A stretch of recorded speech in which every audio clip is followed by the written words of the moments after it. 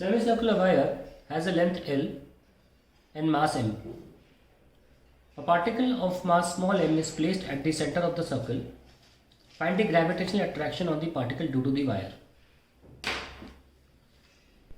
तो ये हमारा एक सेमी सर्कुलर वायर है और इसकी वजह से ग्रेविटेशनल अट्रैक्शन यहाँ पर रखे एक स्मॉल एम पर हमको कैलकुलेट करना है। देखिए मेन मोटिव ये है कि हमें ग्रेविटेशनल अट्रैक्शन फोर्स निकालना है, that is nothing but mass of this particle into gravitational field of this semi circular wire. तो हम ये जीपी निकालना चाहते हैं। ये पॉइंट अगर हम पी ले लें तो कैसे करें, पतले पेन से दिखाता हूँ।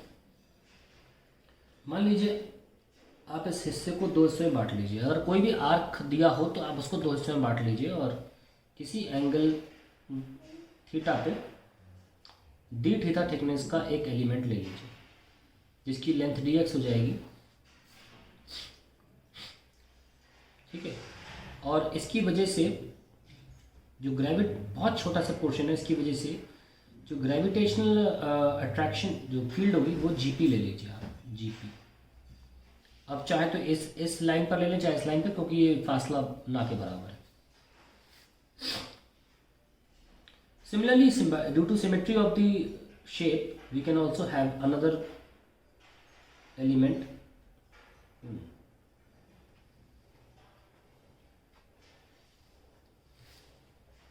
थीटा एंगल पर डी थीटा थिकनेस का, यहाँ भी अट्रैक्शन आप ले सकते हैं इधर डी जी पी। यहाँ डी जी पी लिखना चाहिए था क्योंकि ये स्मॉल एलिमेंट है। तो let due to D X element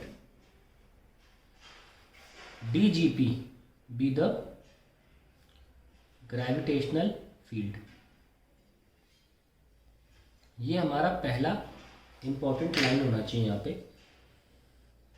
ये अब आप नोटिस कर सकते हैं कि इस dgp के दो कंपोनेंट हैं। एक तो ऊपर की तरफ dgp cos थीटा और एक इस इधर dgp sin थीटा। सिमिलरली इस एलिमेंट के लिए भी होगा सेम और इसके लिए भी इधर होगा। What we can see is कि dgp sin थीटा कैंसिल हो रहे हैं सारे, और सारे के सारे dgp cos थीटा ऐड होंगे। और अकेले ये दो एलिमेंट नहीं है, अनगिनत एलिमेंट लिए जा सकते हैं दोनों तरफ। तो हम यहाँ पे सिर्फ 2 dgp cos थीटा नहीं लिखेंगे, integration of dgp cos theta लिखेंगे। So let's write g net will act nothing but be dgp cos theta का integration. Now what you can write instead of dgp will be g dm by radius तो capital R ही लेना है। अगर हम radius को capital R ले रहे हैं R square into cos theta. तो अब इसमें हम जो कॉमन है वो बाहर निकाल सकते हैं। G net is equals to g by are square तो कॉमन है, और कॉस थीटा और डीएम कॉमन नहीं है, कॉस थीटा इंटू डीएम। अब हमको ये डीएम सॉल्व करना पड़ेगा। कैसे लिख सकते हैं, देखिए पूरी जो लेंथ है उसका मास तो एम मान लिया, लेंथ तो लेटर गिवन है ना, तो सिर्फ इतने का मास ही तो डीएम है। तो डीएक्स का कितना लिखेंगे, M by L D X. और अल्टीमेटली डीएक्स है क्या, डीएक्स ऐसे निकालते भाई, angle equals to arc DX upon radius कितना कैपिटल आर, तो DX is nothing but R D theta. ये लो, तो you can write M by L और डीएक्स की जगह आर डी थीटा। तो एम आर बाई एल, बाद में ऑब्वियसली आर को हमें एल के फॉर्म में लिखना पड़ेगा क्योंकि हमें आर गिवन नहीं है, कोई इशू नहीं इसका।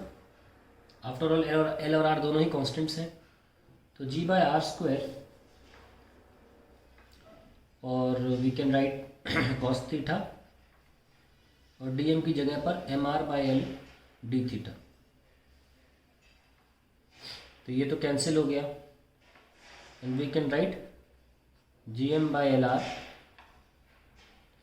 gm by lr cos theta d theta d theta. Let's continue here. So we have gm by lr cos theta d theta. और अगर आप रिंग को देखें तो रिंग मैंने एक पोर्शन यहाँ लिया था और एक पोर्शन यहाँ लिया था थीटा थीटा एंगल पर। So if we notice,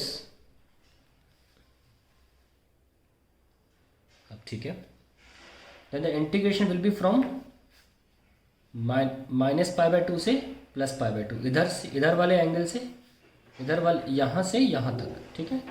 so will take -π/2 से +π/2, जैसे कि हम कई बार करते हैं, जैसे हम मोमेंट ऑफ इनर्शिया में भी करते हैं ना, अगर बीच में ले लेते हैं तो -L/2 से +L/2 करते हैं, एंगल में भी ऐसे ही होता है, ठीक है, -π/2 से +π/2। और इस पर मैं एक नोट करके जा रहा हूँ कि अगर ये कोई और आर्क होता, अभी तो सेमी सर्कल है तो आप -π/2 से +π/2 कर सकते हो, अगर ये आर्क होता तो you would have taken from -θ to +θ, और फिर हमें एक जनरल आंसर मिल जाएगा। हम वो भी करेंगे, आखिर में यहाँ पे करूँगा मैं, किसी और एंगल सबटेंडेड हो तो कैसे करना है सॉल्व। खैर, Gm/Lr cos थीटा का इंटीग्रेशन sin थीटा -π/2 से +π/2। सो Gp आ जाएगा Gm/Lr sin π/2 sin -π/2। So we have 2 Gm/Lr. So now we need to find out the force, which was nothing but mass of the particle kept here into the gravitational field, mgp. So we get 2 Gm/Lr into mass. Now एक और बहुत important चीज़ यहाँ करनी है हमको कि हमें radius नहीं दिया हुआ था, हमें एल फॉर्म में दिया है, पूरा ये लेंथ जो है हमें ऐसे दी हुई, तो हमें आर को एल के फॉर्म में कन्वर्ट करना होगा। कैसे करें? We can write pi R is equals to L, so R is equals to L upon pi. So force हो जाएगा 2 Gm upon L into L upon pi. So we get 2 pi Gmm/L²। That is the answer to the question. अब जैसे कि मैंने आपसे बोला था कि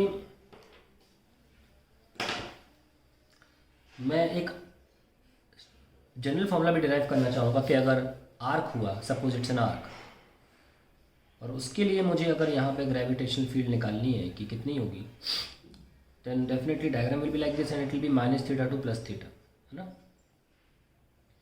इन दैट केस इसी एक्सप्रेशन में हम इंटीग्रेट कर सकते हैं Gm/Lr, it will be -θ to +θ cos theta d theta. ये हमारा एक्सप्रेशन होगा। Gm/Lr sin थीटा लगा लीजिए, -θ to +θ। Finally we have Gm/Lr sin theta और -2 sin थीटा। तो ये हमारा आंसर आ जाएगा। फाइनली हम लिख देते हैं इसको ब्लैक में, it will B 2 Gm sin theta by Lr,